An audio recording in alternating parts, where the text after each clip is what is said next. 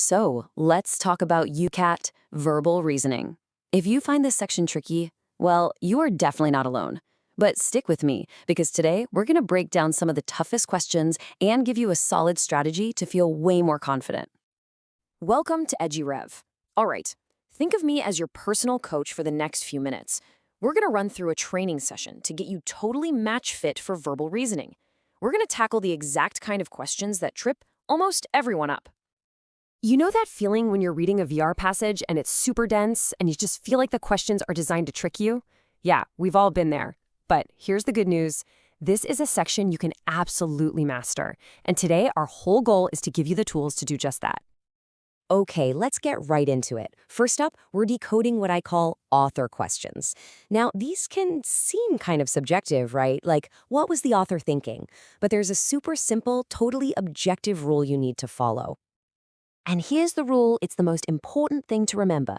The author is the passage. That's it. For the UCAT, we couldn't care less about the real author's life, their hidden motives, or what they ate for breakfast.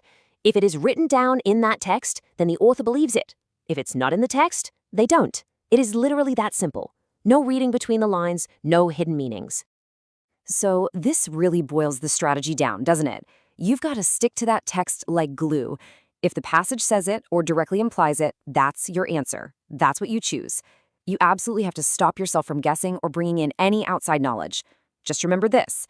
For the UCAT, the answer is always in the passage. Okay, that idea of sticking to the text leads us perfectly into our next big topic, mastering inferences. Now, I know this one can feel a bit abstract, a little tricky, but I promise you there is a clear logic to it, and we're going to break it down right now. Okay, write this down, tattoo it on your brain. This is the golden rule of inferences. An inference is not a wild guess. It's not a maybe or a probably.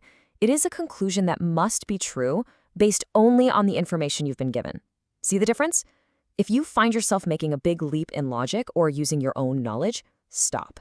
That's not a valid inference. And this right here is a classic trap. You have to know the difference between an implication and an assumption. We're looking for an implication. That's a conclusion that logically flows from the passage. What we have to avoid at all costs is making an assumption. That's a belief you bring in from the outside world. It's simple. Implications get you points. Assumptions lose you points. So, what makes a good, safe inference? Well, think of this as your mental checklist. Ask yourself, is it just a small logical step? Does it stay super close to the facts in the passage? Does it require absolutely zero outside knowledge? If you can say yes to all of those, you are on the right track. Heck, it might even combine a couple of facts from different parts of the passage, but the key is it never leaves the passage. Let's make this real with an example, okay? Imagine the passage says, digital technologies perform some of the same work that political badges did in the past. A good, safe inference would be something like, political badges have a digital equivalent. See, that's basically a paraphrase. It's true. But a bad inference would be, technology has replaced political badges. Whoa, hold on. The passage didn't say that at all. It said some of the same work, not that they're gone. That's a huge assumption. And for us, that means the answers can't tell. All right, so we've got a handle on author questions and inferences. Now let's talk about the really sneaky stuff, the hidden traps the exam loves to set for you. Okay, first trap, those conditional if statements. You see the word if, and your brain might just freeze up, right? Don't let it. There's a super simple three-step process. Step 1, just assume the if part is true for a second. Step 2, look at what the rest of the statement concludes because of that if. And finally, step 3, go back to the passage and check, does the text actually support that conclusion? Easy as 1, 2, 3. Now, this next trap is so important. I like to call them shifts and twists.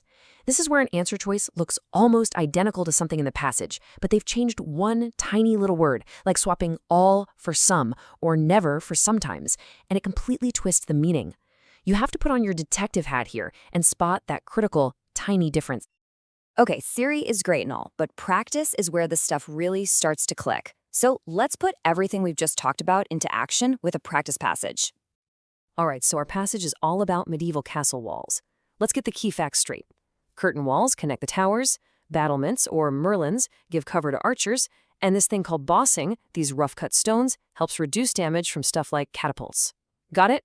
Okay, let's look at the first question. Okay, read this one carefully with me. An attack launching stones from catapults was more likely to damage exterior castle walls that had been bossed than exterior castle walls that had not been bossed. What do you think? True, false, or can't tell? And the correct answer is false. So why is it false? This is a perfect example of that twist we talked about.